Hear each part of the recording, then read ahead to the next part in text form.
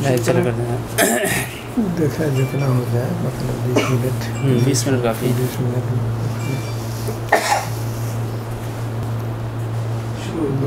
انشاءاللہ.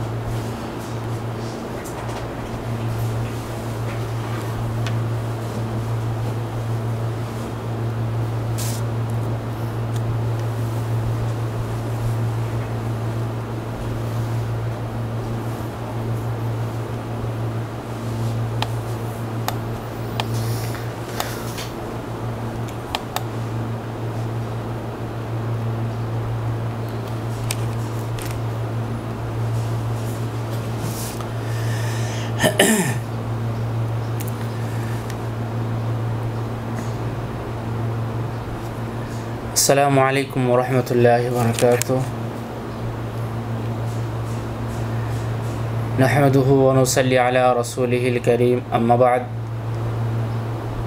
قال نبی صلی اللہ علیہ وسلم ولا تشد الرحال الا الى 3 مساجد مسجد الحرام ومسجد الاقصى ومسجد هذا.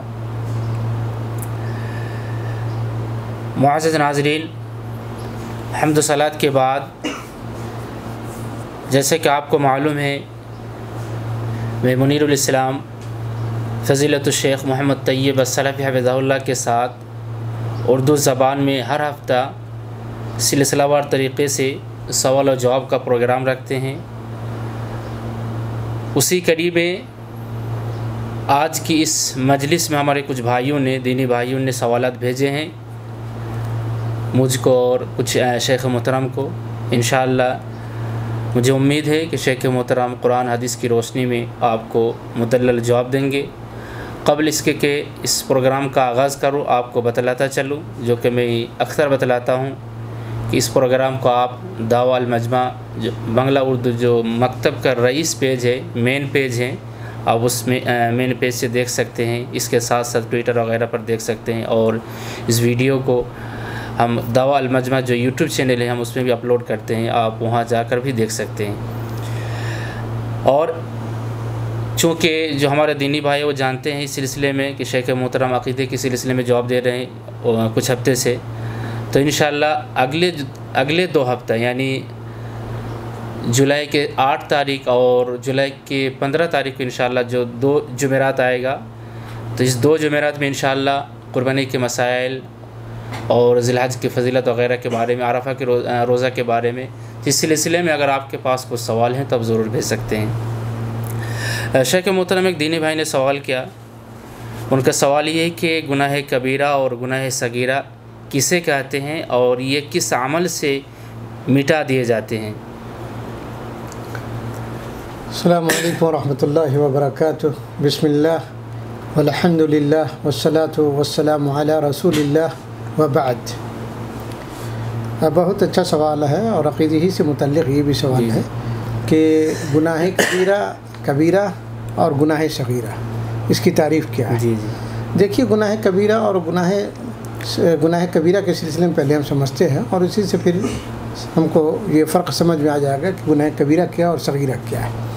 گناہ کبیرہ کی تعریف میں صحابہ کرام اور تابعین کے مختلف اقوال ہیں.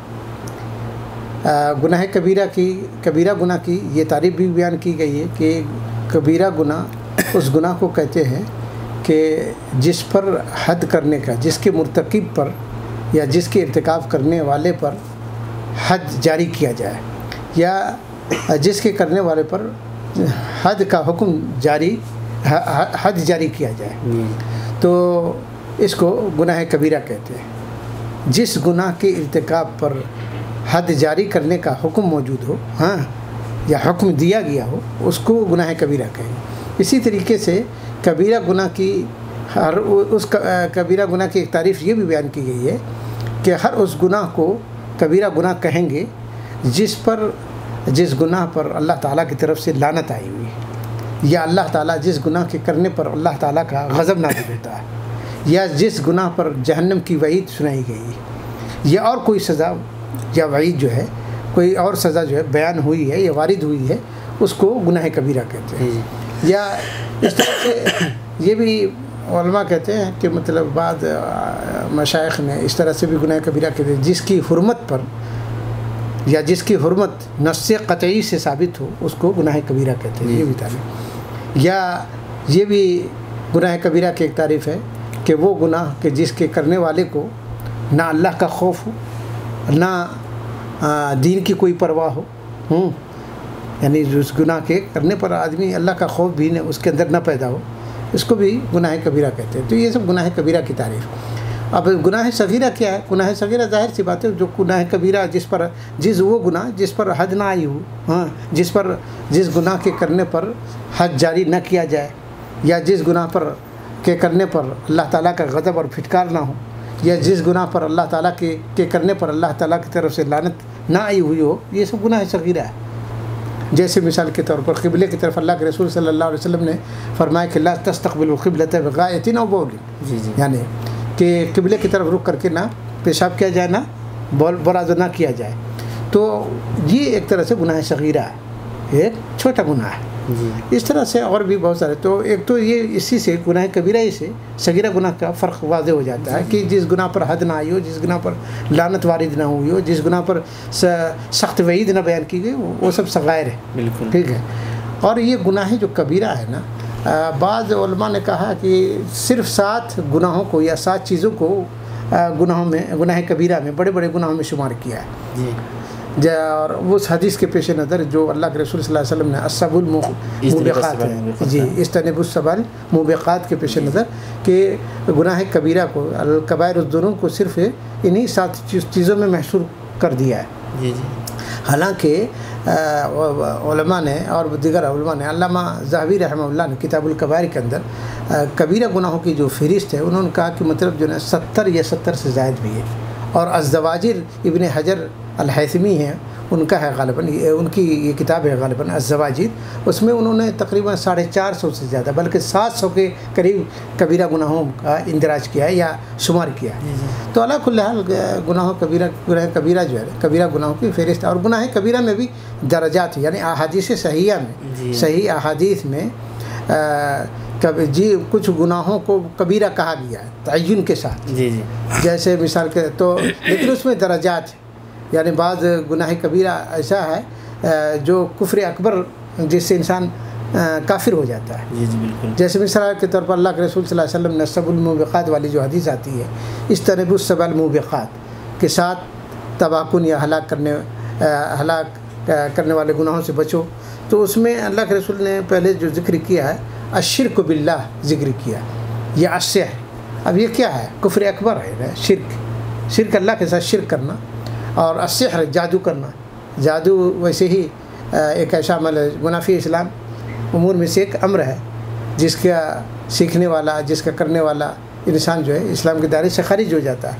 تو وہ بھی جو ہے نا کفر اکبر ہے. باقی اور جو اس میں چیزیں ہیں جیسے سود کھانا, یا یہ کہ قتل ناحق, قتل النفس بغیر حق, یا اسی طریقے سے پاک دامن بھولی بھالی عورتوں پر زنا اور بدکاری کی تہمت لگانا, جھوٹی گواہی دینا.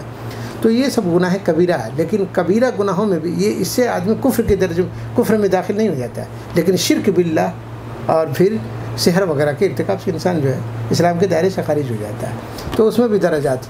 علی کل حال کہنے کی بات یہ ہے کہ کبیرہ گناہ کہتے ہیں اس گناہ کو جس گناہ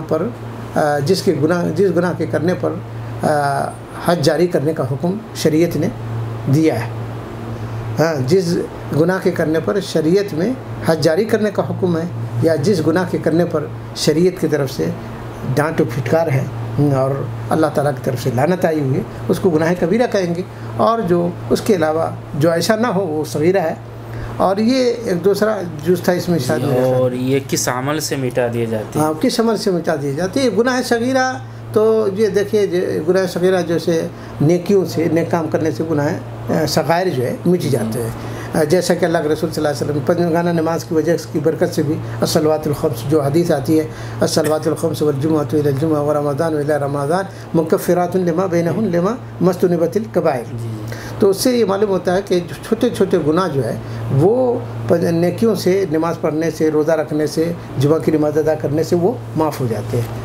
لیکن جو کبائر ہے نا, کبائر جو گناہ اور صغائر بھی کہہ لیں، کبائر صغائر سب جو ہے توبہ، سچی توبہ کی وجہ سے، سچی توبہ کی بدولت سارے گناہ مٹا دیے جاتے ہیں، چاہے وہ صغائر ہو چاہے وہ کبائر ہو۔ جی کبائر کے بارے میں تو یہ ہے کہ نیکیوں سے، جیسے چھوٹے چھوٹے گناہ تو نیکیوں سے ختم ہو جاتے ہیں، جیسے ان الحسنات یذھبن السیئات، اللہ تعالیٰ نے کہا کہ نیکیاں برائیوں کو لے جاتی ہیں۔ جی تو چھوٹے چھوٹے گناہ، جیسے میں نے بتلایا کہ نماز ہے، روزہ ہے وغیرہ کے ذریعے سے چھوٹے چھوٹے گناہ معاف، لیکن کبائر توبہ کے بغیر وہ گناہ معاف نہیں ہوتے یا مٹائے نہیں جاتے۔ جی جی جیسا کہ اللہ تعالیٰ نے قرآن میں کہا کہ یا ایھا الذین آمنوا توبوا الی اللہ توبۃ نصوحا عسیٰ ربکم ان یکفر عنکم سیئاتکم ویدخلکم جنات، آگے جو کہا ہے اے ایمان والو سچی توبہ کرو، سچی توبہ کرو گے تو نتیجہ کیا ہوگا کہ اللہ تبارک و تعالیٰ عسیٰ ربکم، ممکن ہے تمہارا رب یکفر عنکم سیئاتکم، تمہارے گناہوں کو اللہ تعالیٰ مٹا دے گا، توبہ کے بدلے تم سے تمہارے گناہوں کو مٹا دے گا،